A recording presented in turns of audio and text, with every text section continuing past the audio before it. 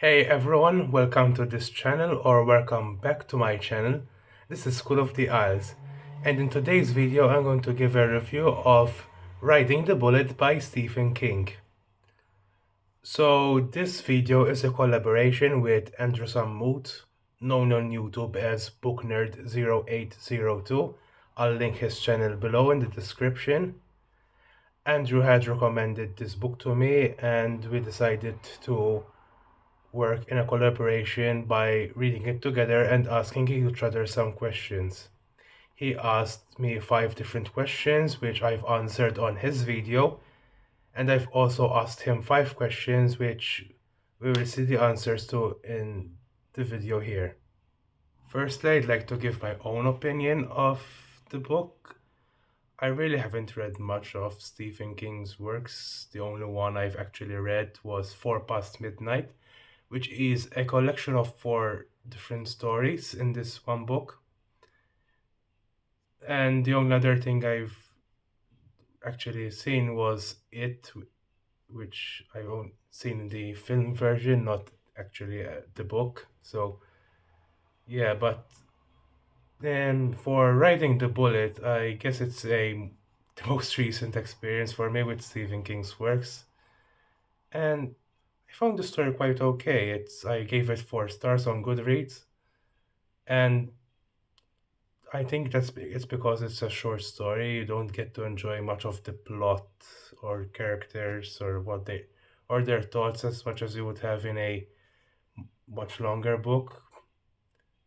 But I think the story itself has an interesting concept. So I really liked the concept of the story, yeah. Now let's get on to Andrew's answers. Daniel, so these are my answers to your questions with regard to Riding the Bullet by Stephen King, the short story we decided to read together and collab over. So your first question is, do you think that the ending was satisfying?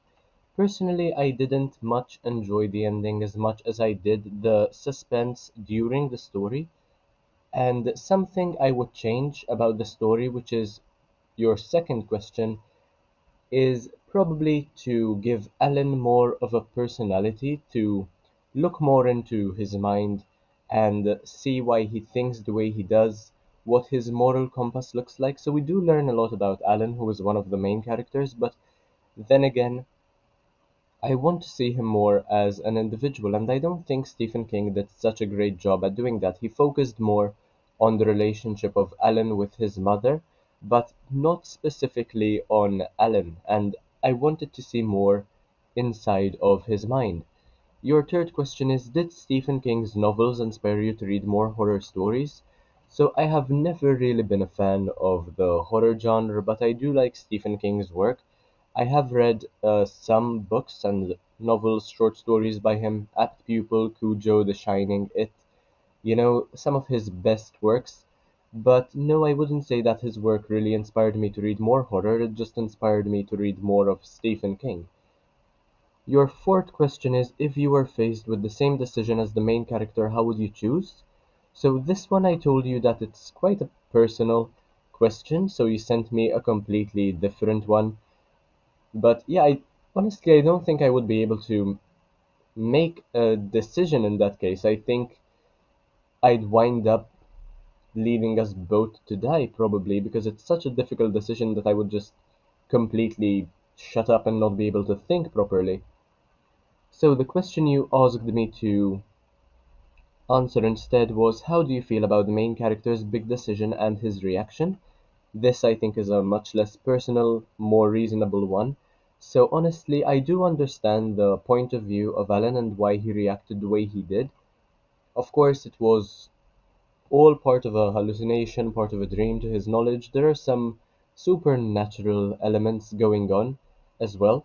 So yeah, I mean, I do understand his perspective. Then again, I think it's a very unfair question to ask somebody of his age, and I doubt that he was mature enough to be able to answer properly or think about it the way other people would. And yeah, I don't think that he deserved to be asked such a question and to make such a decision, which is why this short story reminded me so much of A Monster Calls by Patrick Ness, where we have a child basically, we have a level of immaturity and a very young person faced with a very difficult decision to make, or not being able to do something being completely outside of his power.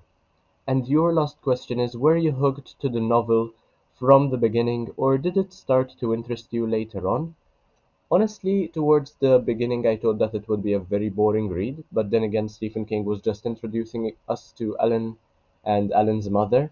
It only started to become interesting when we saw the elements of magical realism happening. And yeah, I think it was completely fantastic during the middle 30, 35 pages. So the beginning and the conclusion, they weren't as great, but the middle part was completely satisfying.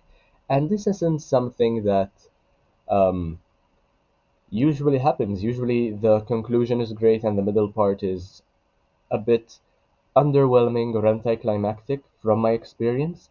But in this case, I think the middle part was much better than the introduction and the conclusion.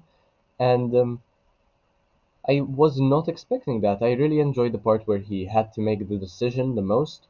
Then, of course, things happened the way they did, and what he asked for happened anyway, but not at the moment he thought it would. So that was something that was completely different to my expectations of the story. So yeah, I mean, my heart was pounding throughout. I was filled with suspense. I wouldn't say I was terrified necessarily, but at the same time, I did want to know what was going to happen. So those are my answers to your questions. I hope you can give me your answers to your own questions as well, so you can edit them into a video and it would be more of a collab video. I will do the same with the questions that I sent you and the ones you have already replied to. So thank you so much for this opportunity, and I hope this works out well. Thank you for answering these questions, Andrew. And yes, for those of you who heard, I will be answering the same questions that Andrew answered in a different video. So I want to give a shout out to Andrew's YouTube channel, which is BookNerd0802. Andrew's been working really hard to achieve the YouTube silver play button. So please give him a like, subscribe, and watch his videos to help him achieve his dream. Even if you place the put if his videos are in the background, like maybe it's one of his live streams where he reads one of any book he likes, one page for each subscriber. Yeah, give him all the support that he needs so he can finally achieve his dream. So thank you for watching this video. I hope you like this content and subscribe to Quill of the Isles for more. Thank you.